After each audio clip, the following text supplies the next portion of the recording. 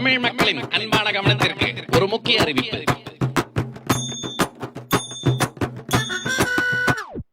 குத்துங்க குத்துங்க எஜமா குத்துங்க குத்துங்க எஜமா குத்துங்க குத்துங்க எஜமா குத்துங்க குத்துங்க நீட்ட சொல்லி குத்துங்க தமிழ் மாணவன் காதல குத்துங்க வேலை வாய்ப்பு தாரோன்னு குத்துங்க யங்ஸ்டர்ஸ் காதல தான் குத்துங்க குத்துங்க குத்துங்க எஜமா குத்துங்க குத்துங்க.